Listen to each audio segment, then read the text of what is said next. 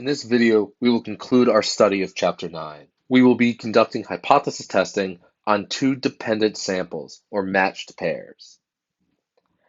The key concept is we will be conducting methods for hypothesis testing and constructing confidence intervals involving the mean of the differences between the values of two populations that are dependent in the sense that these data are matched.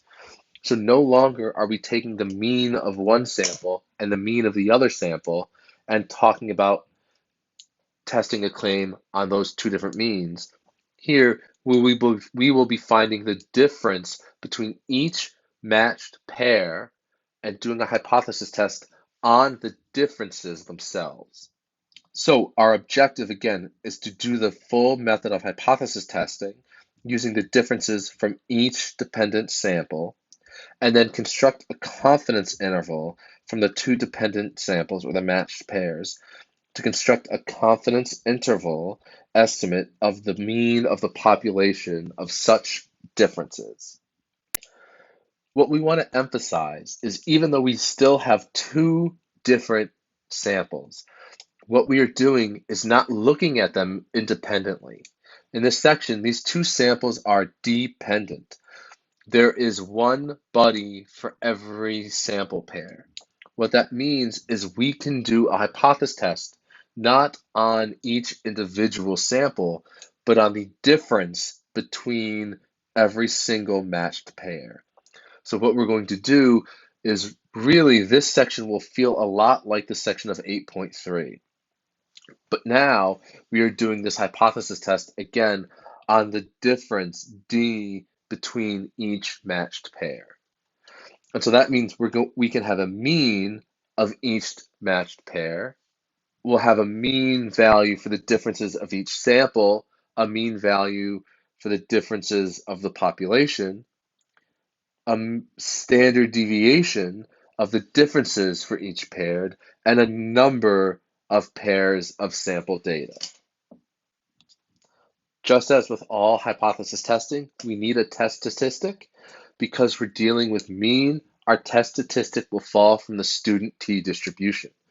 So our test statistic t will be the sample mean of our differences d bar minus the population mean of our differences divided by the standard deviation of the differences divided by the square root of n, which is the number of paired sample. And we're going to use the hypothesis testing with the critical values method. And we're going to use that table A3 for the t distribution. And even though we have two different samples, they are dependent and matched. So the size of the samples are going to be the same. So our degrees of freedom, we can revert back to using just n minus 1. When we build our confidence interval, we're going to build our confidence interval around the population mean of our differences, mu sub d. And to do this, we need a margin of error, and we need our sample differences, the mean of our sample differences, d bar, minus our margin of error, and the mean of our sample differences plus our margin of error. And again, our margin of error is going to be E is equal to T sub alpha over 2, S sub D, which again stands for the standard deviation of our sample differences divided by the square root of n. If we look back to chapter 7, this margin of error will look very similar to the margin of error we had when we dealt with means. So here's the example we are working with. We are looking at 5 different years and the ages, the respective ages of the winner of the Best Actress and Best Actor award. And we are looking to see if actresses or actors will be younger or older on average. And so what we will do is we pair the data for 1 year and another year and so on and so on and so on. And we'll look at the difference. The age the actress was minus the age the actor was, and that will give us our bottom row of the difference. This will become our data. This is what we will do the hypothesis testing on, the difference between the mean. And what we will do is we will test the claim that the differences have a mean less than 0. Again, values we may not have in homework or in this example, but will be given on an assessment or final, is the mean of these sample differences, d bar, which is negative 10.2, and the standard deviation of these sample differences, which is 14.7. Now we can move on to finding the claim, our hypothesis, and the rest of the hypothesis testing procedure. If we look at our claim symbolically, the claim is that the mean in the differences will be less than 0. So again, we take our claim and we look at what our claim would look like if it was false, the complete opposite, which is greater than or equal to 0. Our null hypothesis will always be our parameter equaling our value. So the null hypothesis will be the population mean of our differences equals 0. And out of these two, the original claim and its opposite, the alternative hypothesis is always the one that does not include 0. Because that second one is greater than or equal to 0, our alternative hypothesis is that the population mean of the differences should be less than 0. And because we're less than 0, this tells us we're going to have a left-tailed test. So let's look at what a left-tailed test means. Recall, when we deal with our tailed test, the left-tailed test means our critical region will be all the way to the left. So if I look at the significance level, I can mark an area to the left of the middle of 0 and say that entire area of alpha being 0.05 should all fit within the left tail there. There is no right tail. So this test statistic, t, right here, will be a negative value. Our table, A3, only gives positive values, but that is no difference. We can just find the positive value, and the actual critical value in this problem will just be the negative value of that answer. And so when we look at our table to find our critical value, what we're going to do is look for the area in one tail to be 0.05. Here we have our critical t-values chart. Our significance level alpha is 0.05.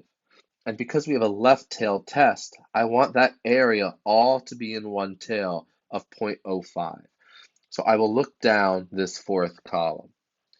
Again, we have 5 pairs of sample data, and our degrees of freedom will be 1 minus 5, which is 4. So I want to look at the fourth degree of freedom with the area in one tail of 0.05. That tells me my critical value on this chart is 2.132. Because our tail is not a right tail test, but a left tail test, that tells me that our critical value will not be 2.132, but negative 2.132. And we can bring that value back to our tail test chart. Based on that analysis, again, that tells us that that critical value is negative 2.132. That value will mark off our critical region, and now all we have to do is compute our test statistic and see if that falls within the critical region or not. To compute our test statistic t, we need to recall our values of the sample mean of the differences, the sample standard deviation of the differences, and the number of paired pieces of data. We have those written down. We also need our value for the mean difference of the population. And by our hypothesis, we are assuming that that mean difference is 0. If we plug those values into our test statistic formula below, we see we'll get a test statistic of negative 1.552. Now we can check to see if this falls within the critical region or not. Here is my critical region. If I look as to where my test statistic will fall, my test statistic will fall between that negative 2.132 and 0. So it will fall outside of my critical region. So what can we conclude from this? Our conclusion is because the test statistic falls outside of our critical region, we fail to reject the null hypothesis. There is not enough evidence to support the claim that the mean differences in their ages is less than 0. Let's build a confidence interval estimate for the mean of the age differences. We will use the same sample data to construct a 90% confidence interval estimate for the mean of the population of the differences. The reason we're using 90% is because that 90% matches with an area of one tail of 0.05. You don't have to worry about why that matches. What this does for us is it allows us to use the same test statistic, the same critical value as we did in the previous example. To find the confidence interval for the mean of the age differences, we'll need to recall the values we got in this problem. We're assuming that the population mean in the differences is 0. Our sample mean differences is negative 10.2. The standard deviation of the differences is 14.7, and the number of paired data is 5. And again, the reason we're building a 90% confidence interval is because this value allows us to use the exact same critical value for t sub alpha over 2 of 2.132. So we have our margin of error formula from above, and we can plug our values in. And if we plug these values in, we'll compute this, we'll get 14.0 as our margin of error. To build our confidence interval, we take our population mean of the differences, mu sub d, and we want to bound it on the left by our sample mean of the differences d bar, subtracting our margin of error, and our sample d mean plus our margin of error. If I compute my lower bound, I'll take the sample mean of the differences, negative 10.2, and subtract my margin of error, negative 14.0, and get negative 24.2. And to find my upper bound, I take my sample differences of the mean, d plus e, which is negative 10.2 plus 14, and I'll get 3.8. So our margin of error will be negative 24.2 to 3.8.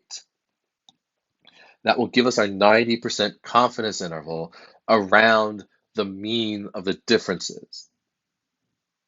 Hopefully you found this helpful. If you have any questions, feel free to contact me. We can meet up via Zoom and talk about them. If not, I'll talk to you next time.